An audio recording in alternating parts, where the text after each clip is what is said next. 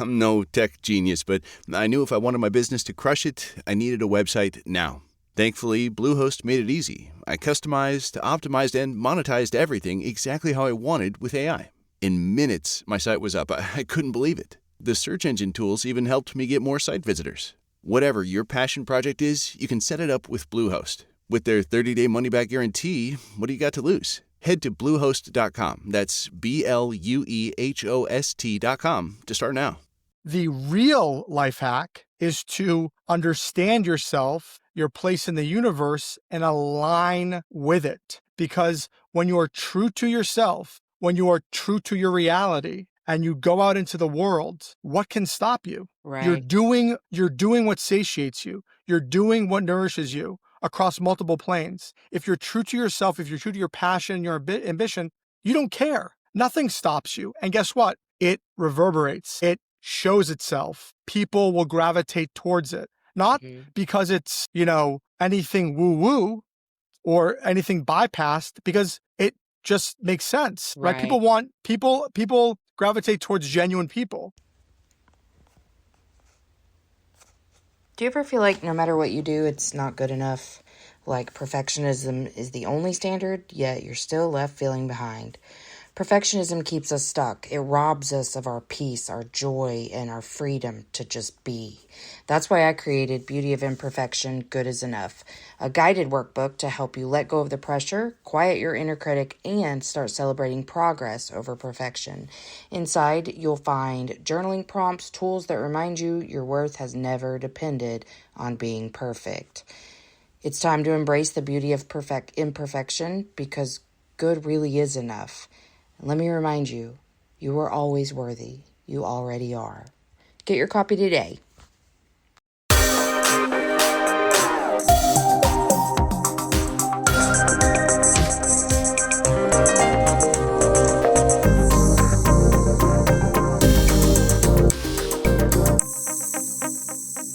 Emotionally unavailable.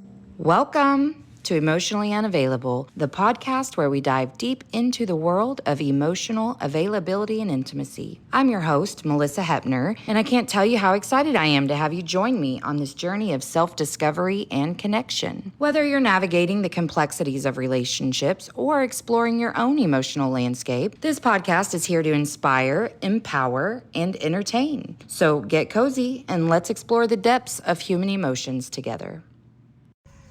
Hey everybody, happy Wednesday. I hope you're doing well. I am doing well. Today's guest is Aaron Scott, and I'm just going to read his little thing. Aaron Scott steps into the literary and podcast scene with a bold claim. You possess the divine ability to reshape reality, but this power has been buried beneath generations of falsehoods and mental chains. He explores how social, religious, and economic systems profoundly shape our consciousness while revealing why we so often lose ourselves within them. He explains what happens when our collective truth apparatus fractures. From mainstream media functioning as gatekeepers rather than watchdogs to scientific research influenced by corporate interest, we're witnessing a crisis of meaning beneath our information overload. Aaron Scott doesn't just identify external manipulation, but challenges us to recognize our own participation in these systems. Our willingness to trade curiosity for convenience and discernment for distraction has allowed truth to become a currency of control. His assertion is that the path forward isn't rebellion, but integration. By cultivating conscious awareness, not as a luxury, but as a daily practice, we create space between stimulus and response where true transformation begins. When we align our inner world through self-examination, our external reality reorganizes around that clarity. Relationships improve, work becomes more purposeful, and we stop disappearing within systems that were never designed for our fulfillment. So, okay, I know I always be saying this, but I felt such a connection with Aaron, and it's not a surprise because, I say it all the time. I put it out to the universe to send the people meant for me, and man, I just was so meant to come upon this energy. I hope that you all that this translates in the conversation, but I don't know, when you're talking to him, he has such a gentle energy, and very kind and just fucking gets it, you know? Yeah, I be cussing in my intros too. Anyways, so yeah, I really, really, really, really like Aaron. He identifies as a founder, entrepreneur, author, and visionary. He has close to 2 decades on Wall Street, co-founder and CEO of an alternative therapeutics company with a focus on breakthrough treatments of unmet needs in a variety of pain management profiles. His company is concurrently developing all-natural science-based cosmetic products tailored to consciously address the marketplace across demographics. Look for the upcoming release of his book titled Before We Forget, The Guide to Personal and Collective Awakening, which provides a guided framework for awakening in the modern world. I'll check and see if there's a pre-order link for that. And if there is, that will be in the show notes. Also in the show notes will be his website and his YouTube and his podcast, the Evolved podcast. But I'm just going to give you the Spotify link. But if you go to his website, that's like mostly just about his podcast. Listen, 10 out of 10. Do recommend listening to his podcast because, and actually I kind of forgot about it until I was getting the episode together and I was like, oh, hell yeah. So I went and followed it. And, this is a good time to say when you like a podcast, follow it and go to the little settings. And like on Spotify, you can set it for automatic downloads. Please do that because it helps your podcast. Okay, thank you so much.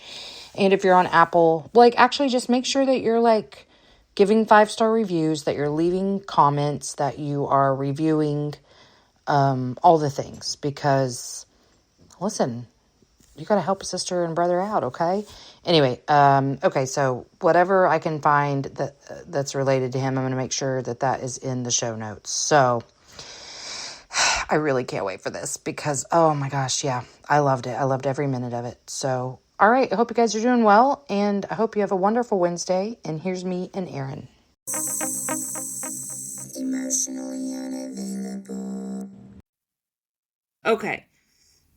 Listen, usually I'm really good at summarizing the way I feel about reading your profile and starting at a place, but your profile made me think of way too many things because, man, our missions are really aligned. But sounds like you've known a lot of the stuff I've only learned around the last couple of years for a long time, so I really don't even know where to start because there's so many good things about what you're doing.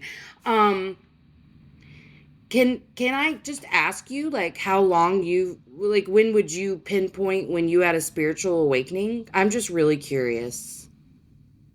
I don't know if, I get kind of asked this question a lot. I don't know if I can kind of identify an acute moment. I've really been on this journey for maybe 25 years, to be honest with you.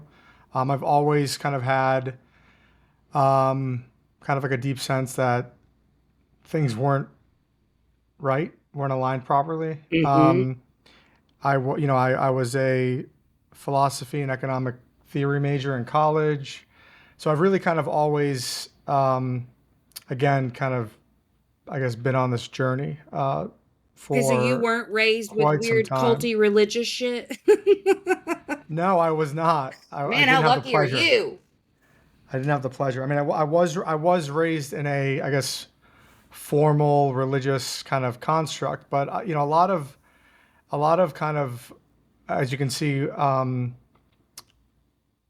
of the topics that I look into doesn't really, I'd say, revolve around uh, kind of looking at spirituality in kind of like a very myopic framework, right? Like I look at it as, I look at kind of our existence and kind of the way the world is structured on kind of a multi-dimensional planes, if you will, right? And I think that what has happened, and this is again a central theme with what I'm trying to do, is what has happened is that people have been in many ways, consciously or unconsciously, been disconnected from this sort of spiritual thread, right? And to be honest with you, and this is kind of an important, I think, piece. I was never really kind of like a spiritual, quote unquote, spiritual person, right? I wasn't like into any of the the kind of like the spiritual movement, which I have, by the way, problems with for a number of kind of fundamental reasons. But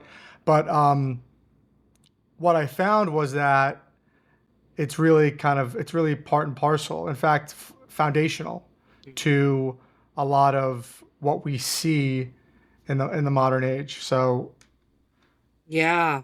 interesting. Yeah. Well, I will say that for myself, I was raised in Oklahoma. That's where I still live. And people think I'm exaggerating, but like honestly, if you live here and you are raised with religion, it's all fundamentalist.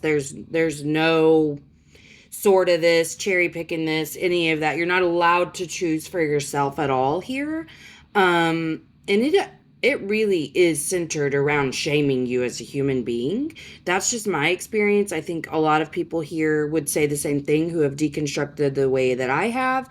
I would like to touch on what you said about the spiritual movement. Is it the whole bypassing thing that you have a problem with in terms of if you were to just pinpoint a central issue with the spiritual movement? Because I've noticed some people I felt very turned off by because, well, some of them don't seem grounded in reality, if I'm being very honest. Yeah, it's exactly. I mean, that's certainly central to it. But I think there's also a I can kind of frame it in an interesting way as well. But yes, I mean, the spiritual bypassing movement is not. I don't really understand um, how people are connecting the dots to living kind of like an embodied whole experience. Hmm. And you know, and in fact, when you kind of go into the actual, um, when you can kind of like put together the infrastructure of really what spirituality is, or really how to kind of awaken and incorporate spirituality into your life. It's about embodiment. Hmm. It's about reconnecting with that spirit, with that soul, with that higher realm. And on a higher level, if you look at kind of like the world we live in, right, in this kind of overextended, hypermasculine world, right? Um, what a lot of the spirituality movement tries to do is, they come out and they represent again this a reconnection to this other realm, if you will, or this other part of you, if you will, but they're doing it in equally as an acute form. So while we're so pushed to the masculine, they push you all to the feminine. When every ancient teaching, the true nature of any really religion, Eastern philosophy, or even just kind of I think, grounded, um, deep understanding, doesn't say that, right? It's really about balance, and it's about balance in uh, really all aspects of your life. Now, this isn't like, I'm not being dogmatic here, but it's not about a complete skew to either side, and Right. that's what a lot of that movement does. No, I agree. And for myself, I think I had to wildly shift to the feminine once I realized I had lived in my masculine only for my entire life for survival. I had to come home to myself and really understand what that felt like. And then kind of, the pendulum swings back to the middle or whatever. I'm being really serious when I say this. But it's kind of funny. I kind of wonder if maybe there's just been too much psychedelic use, because I know a lot of people who use shrooms and whatever else, um, and they've learned some of the stuff that I've learned, but it feels like that is a form of bypassing. Like not always. I'm not saying you can't use psychedelics in conjunction with other things or whatever, but honestly, I think it is lending itself to a little bit of that head in Yeah, the for clouds. sure. I mean, you don't want to, you don't want to get caught in like the astral plane. That's not how you're meant to live your life, right? Like, so, but psychedelics and sacred medicine is what I like to call it. I think that it can be a good tool. I Mm-hmm. think that there's application in the treatment of mental illness. I think that there's Oh, also an application absolutely. just with a general kind of retouching of spirituality. I mean, when you use psychedelics, you are sort of re-engaging with again a reality that we're disconnected from, whether by virtue of our simple sort of anatomy, faculty, sensory faculties, etc.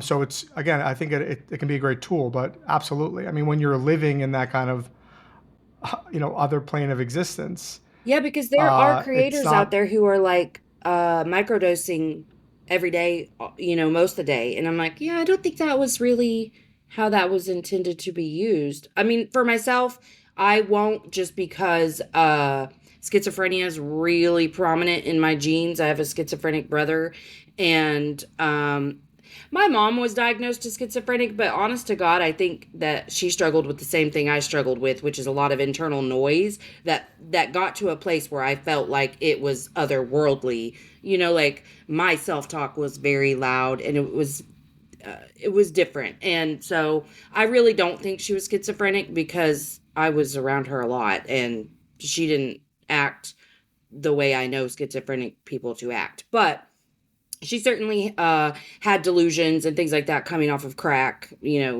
but she wasn't schizophrenic.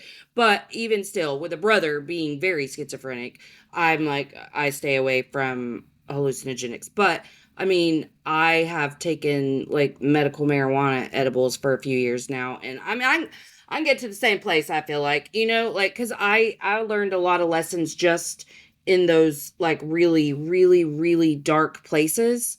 And that's how I would define my awakening, is just this slow but then very rushed different paradigm shifts, like all day every day, to where like I really thought I was in spiritual psychosis for a hot second, because it was very new, and I was a completely different person every day for months, because I was curious and I was ready to not hurt the way I was hurting. And so I was really just like wide open.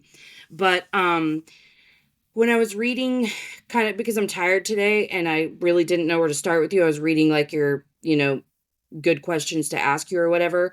I really felt like it might really be important today to talk about, with our cult, the climate being what it is right now, how we are stuck in these systems that we're really unaware of, because I wasn't taught to think critically. Thank God I have a 22-year-old who was. And so he's really like, he called me to the carpet every single time that I was, well, me fucking up a little bit, with my beliefs or whatever. And did I have a single ounce of anything to support my beliefs? No, never. For one thing, I didn't pay attention in school because I was going through extensive trauma my entire childhood. So I was just surviving. I graduated high school with a 1.7.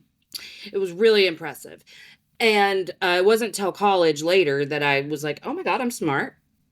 And I didn't take a lot of history in college. I did take a lot of social work, but it didn't teach me anything about the old systems that were created that we're still very much a part of. And I feel like I'll say this with my full chest, with the fact that we are really repeating a lot of history. I feel like it's a good place to talk about the fact that we are a part of systems that we're really unaware of.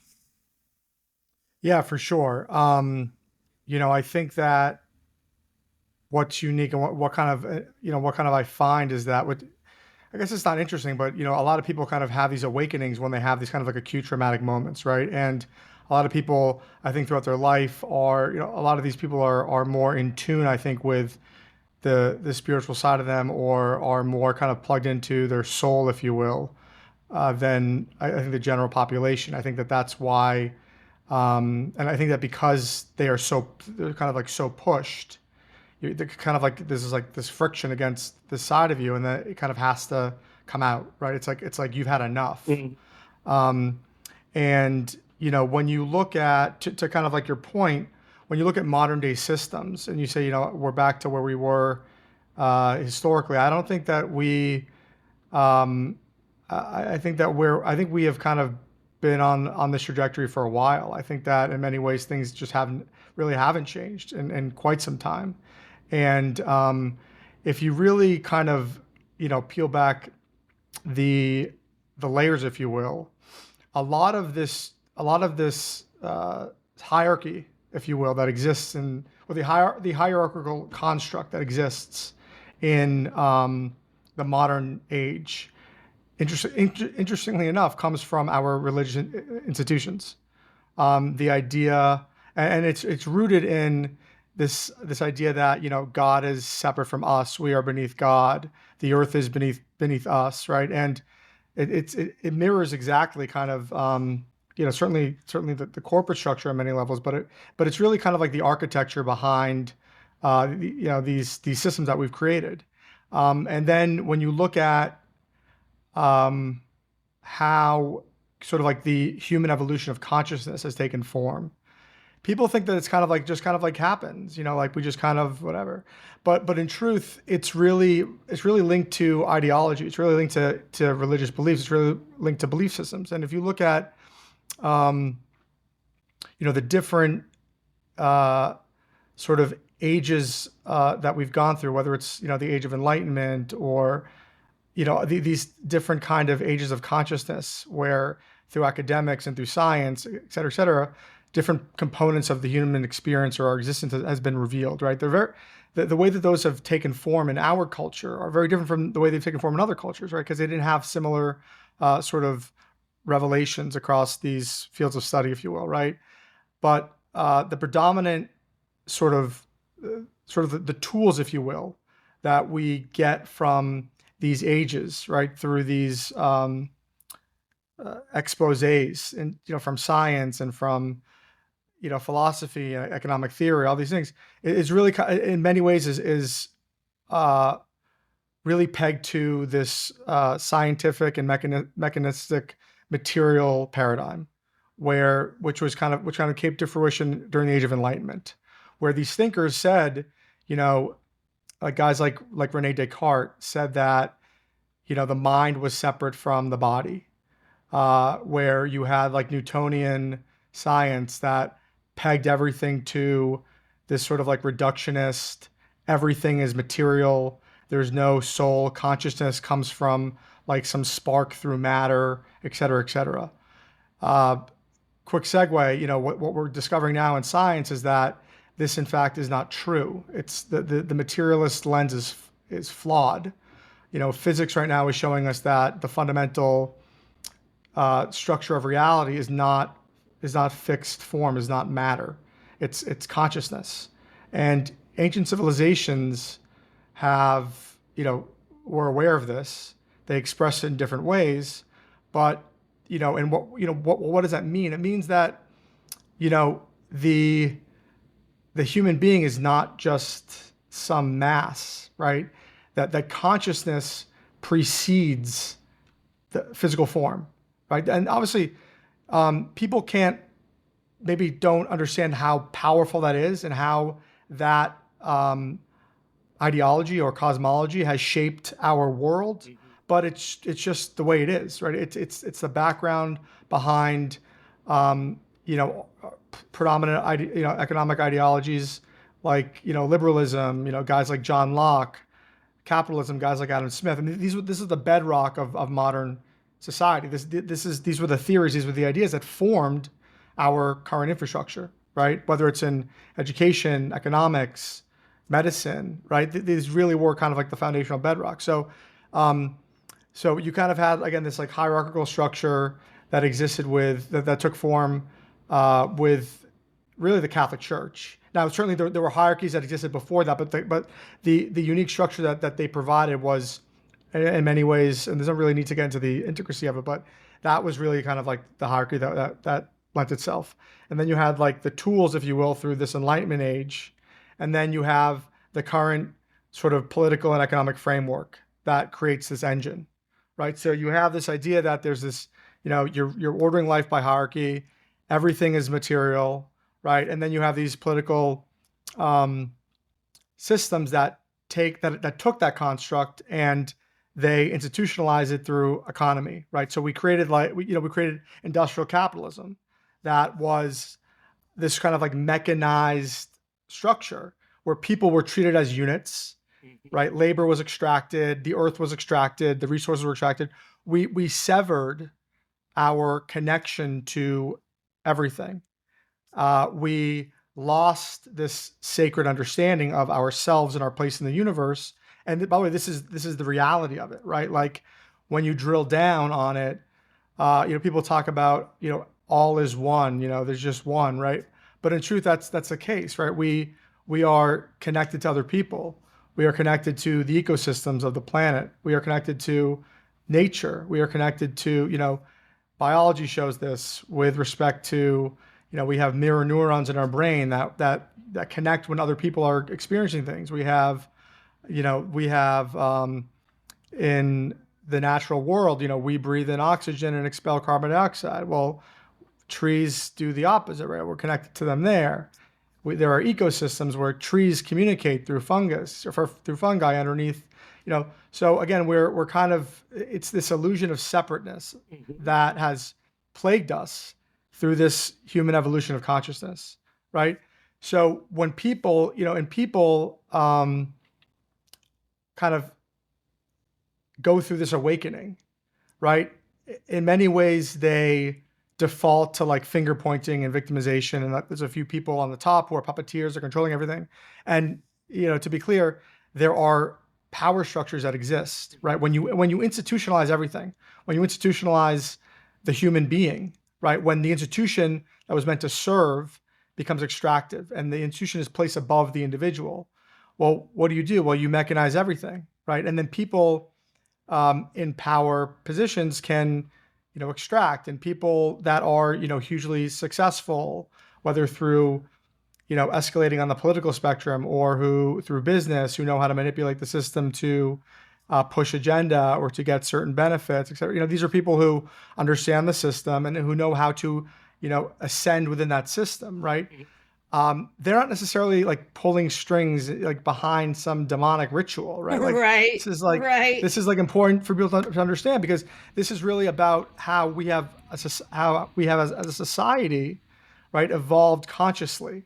We are part of this ecosystem. We're not, we feel like victims, but in truth, that's not the reality. We are part of it. We feed into it every day. Every day that we, conform or we bend ourselves, we are contributing to this mechanized existence. Now, I will kind of say that it's important also to kind of take this to a deeper layer, where again, when you peel things back, and I believe that really at the root, it's about this illusion of separation.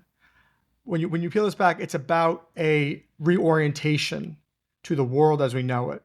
It's about understanding how these systems have severed us from the sacred. And by the way, and this is kind of like funny when you look at like the religious fundamentalists who, they read scripture, they point to the Bible, everything's interpreted literally, but the entire text was canonized, through the Roman Empire. I mean, when the Roman Empire, which is probably like one of the most toxic empires to have ever plagued our planet, adopts a religion, Right.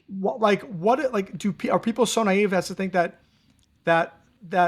the original teachings were not changed? I mean, it's widely known that they changed, and then through the King James Bible, things were reinterpreted completely incorrectly from the original Greek or Latin text. So, and again, this isn't about renouncing the existence of Jesus. There are interpretations about thinking out there. Critically. Right. It's about being curious and not just accepting what you're born into. Right. Like not I just super accepting. was. I accepted every ounce of it, and Most like people embarrassingly, do. Aaron. Like I'm so embarrassed still about it because But I most took it people all. do. But most people do, and it's not just about again this acceptance is pervasive. It's not, you see it kind of in its most acute form with religion, Right. where people. But again, the religion also fragments, right? Mm-hmm. Like when you drill down, you look at the original teachings of all Abrahamic faiths, Eastern philosophies. Really, the undercurrent is the same when it comes to our understanding of the sacred, of source, however you want to understand that construct. So when people like cling to, Muslims are bad, Jews are bad, like, well, all of these people who are devout fundamental followers have all been misled. Mm-hmm. Now maybe they want their religion in that form, but that's not what the true nature of the whole story tells them. And it's when you drill down, and it's when you get a clear understanding of what these religions were actually teaching at the beginning before they were institutionalized, right? Before the priests were made the intermediaries to God, right? We Right. externalized our connection to our sacred nature, our to source, and people robotically go through rituals without ever experiencing anything that resembles. They quote scripture eloquently and they feel this through the word. Like, this is not what the whole message is about. Right. In most cases, the texts are metaphorical and they point to a deeper meaning. Mm-hmm.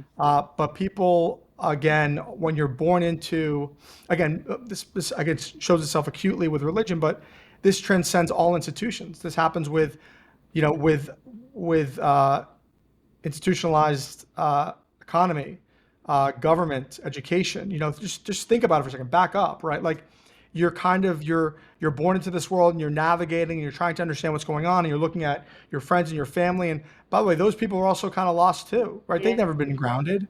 And you're kind of trying to figure things out. And so, oh well, everybody says that college is the right thing to do. Everyone says that education is the right thing to do. And not even that they say it, they know that if they don't conform to it, Mm-hmm. then they're not going to be able to exist in society in a meaningful way, right? So it's not that they're naive or that they're ignorant or that they're bad. It's just that to blindly accept without question is really one of the biggest plagues of our society, because when you drill down not just on the religious institutions but on the education system, the healthcare system, when we've institutionalized and we've mechanized society and we've made people into these units of extraction, of labor, of a resource, people don't realize what that's done to these systems. The human being is treated as separate, right? Right. So and it bleeds into everything. It bleeds into even our education system. Like, I'm sure you're aware of this, because you experienced it, right? Our education system doesn't educate. Right. It conforms it conforms the child. It makes people more obedient. And if you go back, you can look at the origin story. It was created in this country by, industrial capitalists to create docile workers. This is well known. Do people care? Do people know it? Probably not. And but if people did know that and they realized that they were indoctrinated in a way that wasn't giving them what they thought that they were getting, right? And it's kind of obvious. Like, you go through school, whether it's K through 12 or even college, and like you come out, like, you don't know how to live in the real world. Like, Right. what have you actually learned? Right. Right? Like, everything that I learned to succeed in my life, I learned on the job. Like, Mm-hmm. maybe like the methodology of thinking you kind of get into at higher levels or maybe in high school, but really in high school, it's about kind of memorization and regurgitation, and even so Absolutely. on like the undergraduate level. So again, it's when you grow up in these systems, you blindly accept, and then you live your life according to this plan that you've inherited, and it bleeds into your belief systems and your values. So that was a lot, but this is really kind of like the important part of awakening and realization, to understand the origin story, to understand how these systems bleed into multiple, planes, multiple levels of our experience. And this isn't conspiracy theory. This is the way that the world works. Right. So it's about tuning into actual reality is what it is. And again, people need and thrive in many ways through illusion. And it's these illusions that people cling to. And this is why awakening for people is difficult, because they have to shed these illusions. And these illusions have created their identity, have created their safety in the world. This is Well, why that you just hit the most nail on people, the head. Safety. right. And this is why it's, even if you were to give somebody information, they have to get there on their own time, or maybe they don't ever get there, but you're telling them that, the things the fundamental nature of their existence is to be questioned. The fundamental identity that they have, the way that they see the world, is not as it is.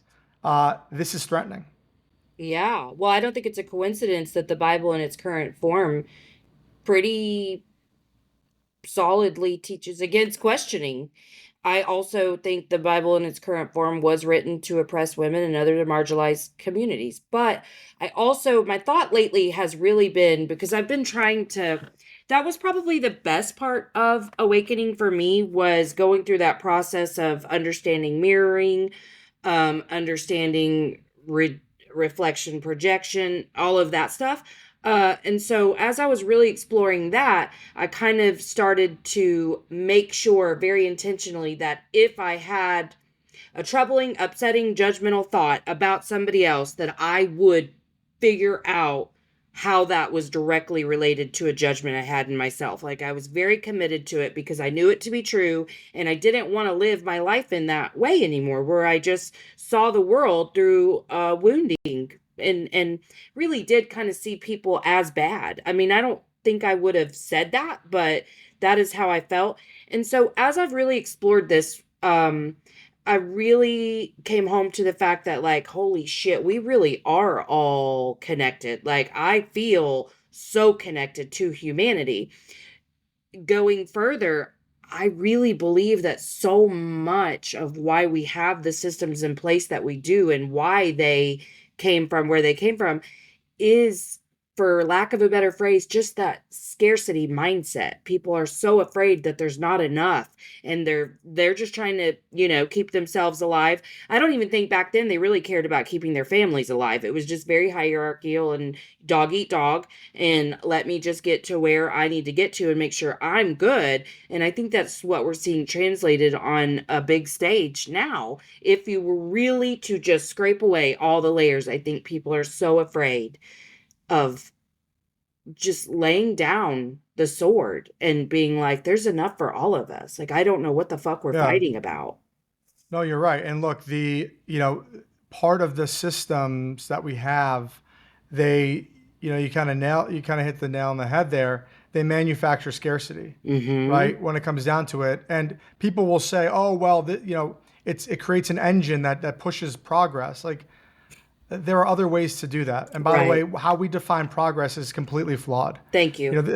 A civilization that has a superior technology, but is soulless and mindless about their truth, about the truths of this, of this experience, of this universe, of their life, is not an evolved, um, is not an evolved society. Mm-hmm. It is hollow, and it's remarkable that, and by the way, this again, going back to human nature, like you kind of pinpointed, you have people that have ascended in this society, right, through these institutions, and then, kind of like, what do you think they're going to do, right?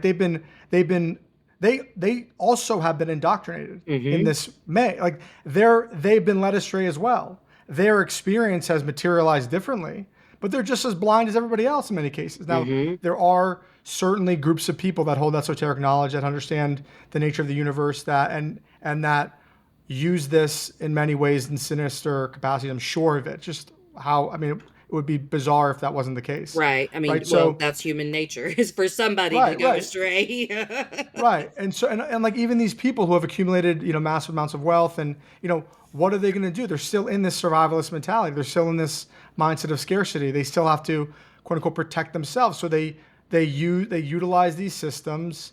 They, do whatever they can to amass more power or more wealth. I mean, it's not like it's counterintuitive. It's kind of what everyone else would do, right? Like, Right.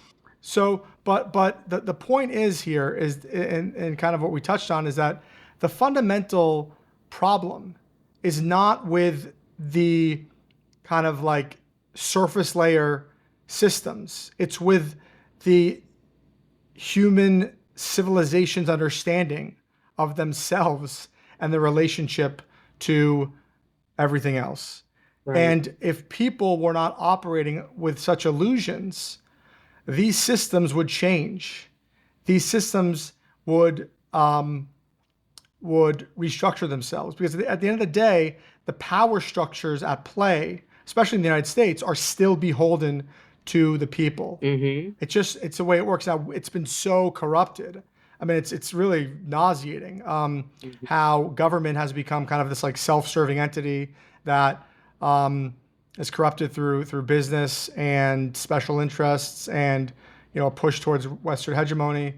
But if we collectively are able to shift consciousness and to realign with our reality, and we can create systems that foster that connection, that foster this awakened understanding of the world. And nothing happens overnight, right? It takes time. So just as we have, quote unquote, evolved to this level of consciousness as a civilization, over long periods of time, through fear, through scarcity, through misunderstood ideology and cosmologies that we inherited from education and medicine and all these things that we assign divinity to, right? Yeah. Over a long period of time, so too will this evolution take form. Like, people are here in such a short period of time, right? Like, people can't expect these changes to take place. And what we're seeing now is our people are, again, a lot of the stuff isn't necessarily new, right? There were a lot of movements in the past that kind of spoke the same message.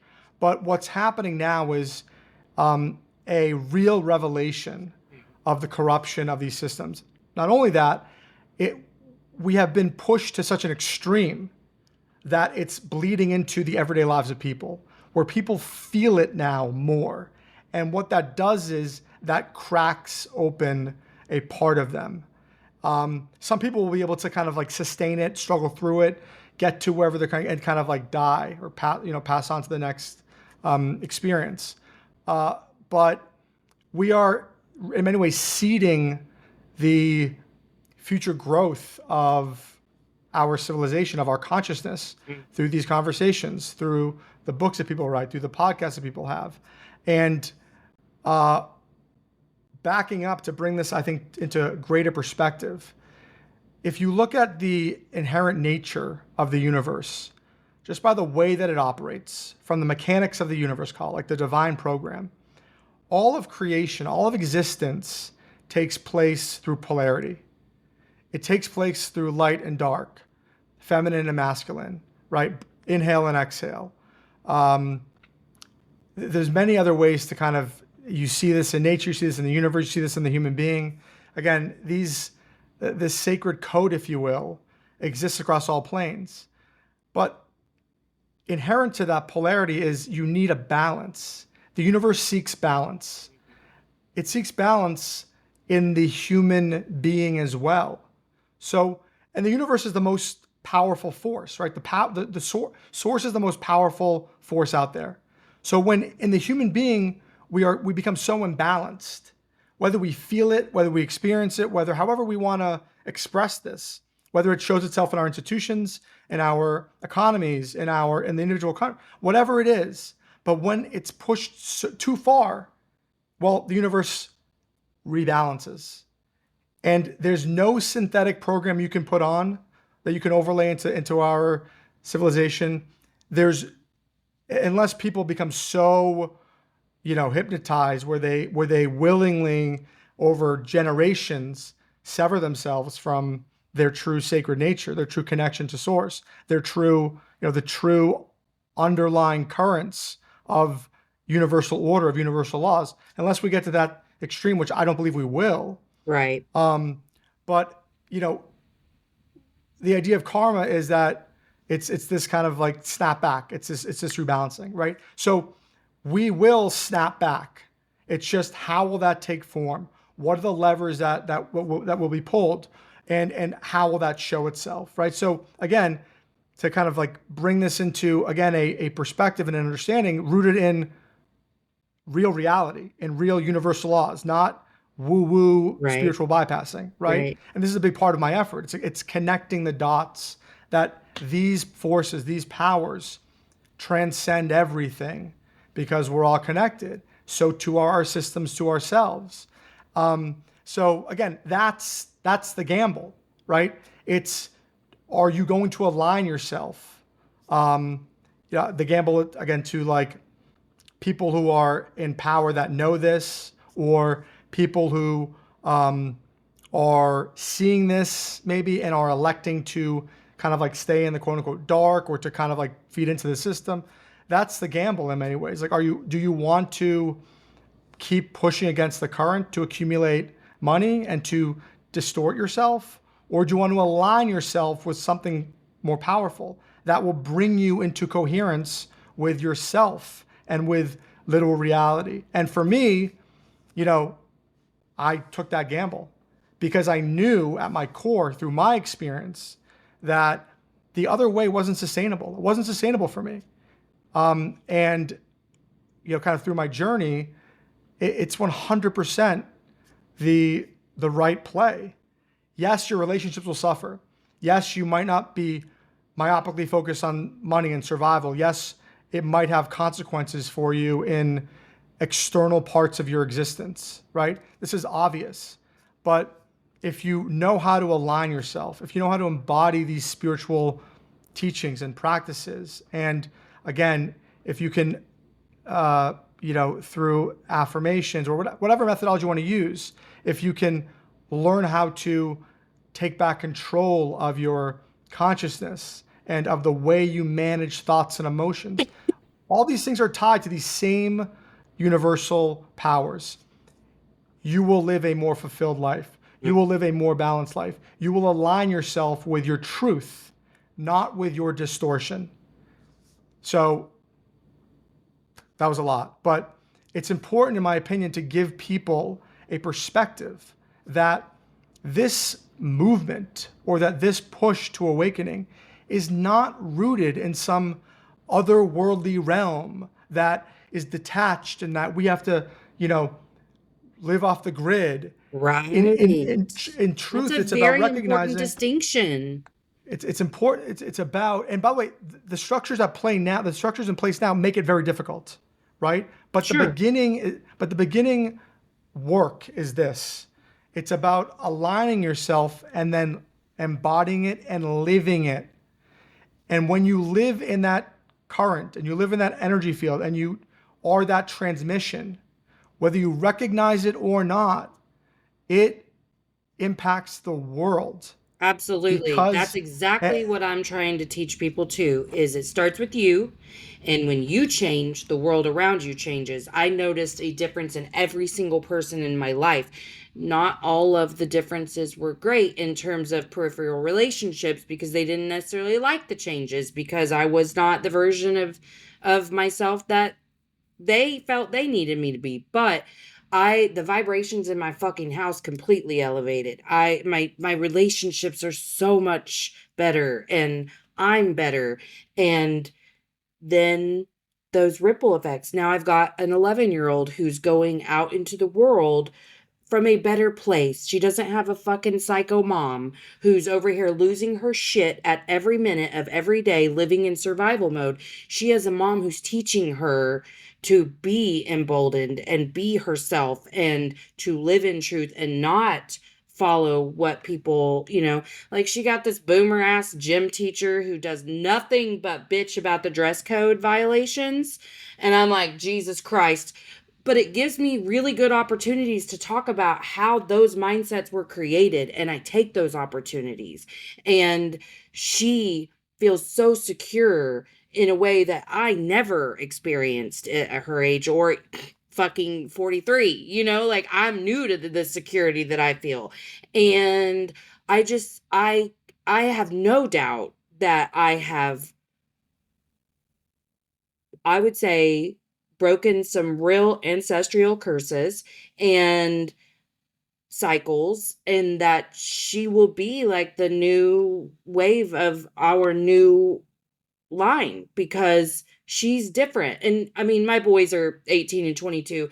They are different too because I am different. But each of us will go out and we'll do our little respective things in the world that maybe don't look like they add up to that much. But every little thing that you do in truth does add up. And I think like I'm really passionate about people understanding that too, because especially if you're a person who's afraid in today's society, it can feel like, what's the point? What can I offer? Well, also, but let's not make like let's kind of like take it a level deeper, not another level deeper, but let's look at it a little bit differently also. which I think is important.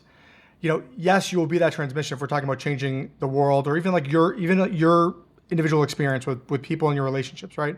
But more importantly, and this is the big, in my opinion, this is kind of like the biggest life hack, right? More importantly, what this reorientation does is you can allow it to manifest within yourself. So let's look at the systems. You are taught to go through schooling, digest information, regurgitate it. You are taught to obey orders. You are taught to, children sit in classroom for God knows how many hours, just kind of like, like just pushing against their non-linear thinking, focused to be linear thinkers. Right. All of these horrible things that are happening. And then you go through, and then you go out and you get a job, blah, blah, blah, to make money, to sustain yourself, to live, right? In truth, in reality, right, this does not create the optimal path for you, not only for your well-being, for your soul, but to your ability to achieve financial success. Mm-hmm. Why? Because you are contorting yourself to accommodate a system through which you make money. The real life hack is to understand yourself, your place in the universe, and align with it.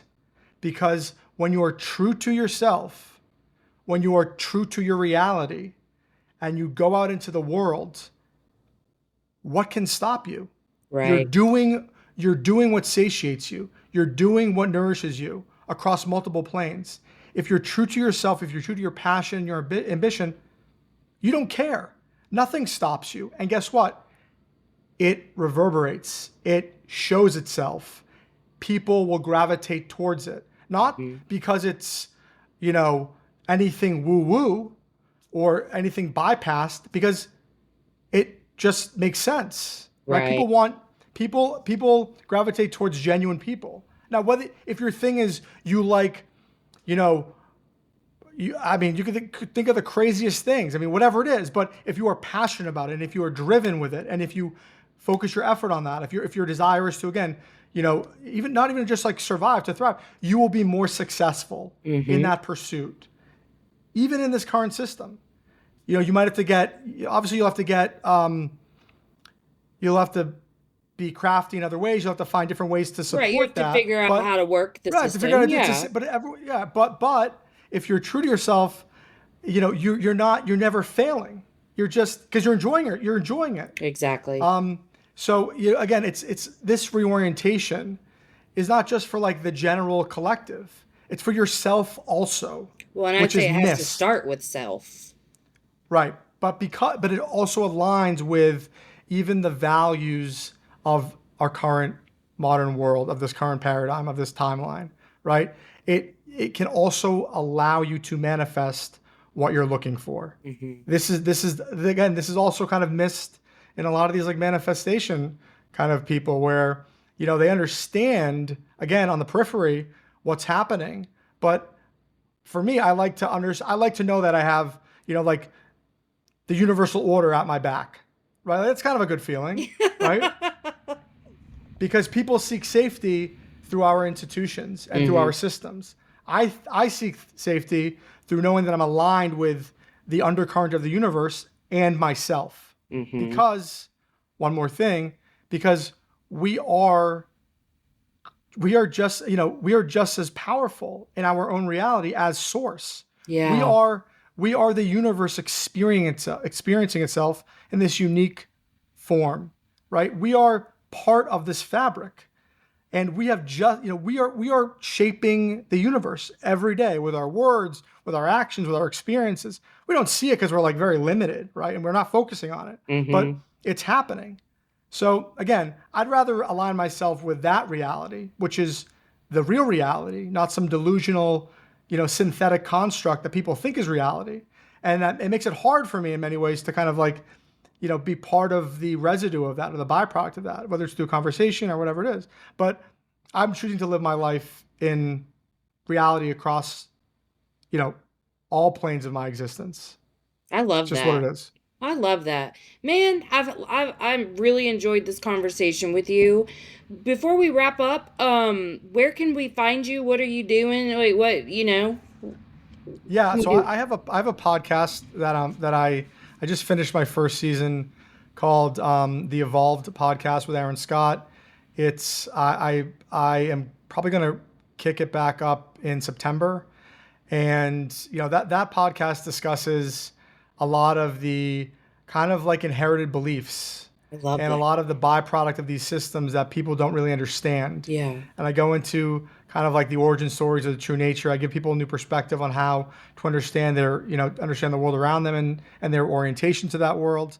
I have a book coming out that I'm hoping will I'm in the final kind of editing stages now, so it's exciting, but I'm also like trying to make sure that it's perfect, which is not going to happen. But No. but but I'm hoping that gets out sometime in September as well, called The Fifth Evolution, a Ooh. blueprint, a sacred blueprint for personal and global awakening, where I provide not just kind of a lot of what we talked about, but I talk about again these systems, how we've created this toxic relationship with them in the world around us, why awakening is difficult, and I provide tools that I think will empower people and make, again, living in the real world awakened more easy, because you're pushing against a lot of these energetic currents, right? Right. And then kind of like what the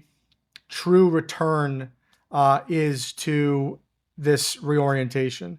So it's I'm hoping that it will be a impactful book. My effort is, again, I think you get that sense, is to empower people through truth, knowledge, real orientation, give them a better perspective, a more whole perspective of themselves, and allow them to live fuller, better, happier lives. Absolutely. And just want to, I love that your focus is to in the here and now, in the fact that you can do all of these things and be all of these things exactly how the world is right now. Like, you don't have to go create massive change in the world for you to have the life that you're in love with, essentially. You can build the life that you're in love with and be aligned with your truth, with your authenticity right here, right now. I love that. Man, powerful message. Well, and when your book releases, feel free to let me know, and I'm happy to help you Absolutely. promote that. Wonderful. Thank you so much. Yeah, I've written a book. I understand. Okay. I'm going to stop recording, but please don't hang up right away. Okay. Hey, make sure you've given the show a 5-star rating on whatever platform you're listening to if you haven't already. And check out my website, empoweredwithmelisahepner.org, or my link tree on Instagram at melissa.hepner to check out my latest offers or workshops.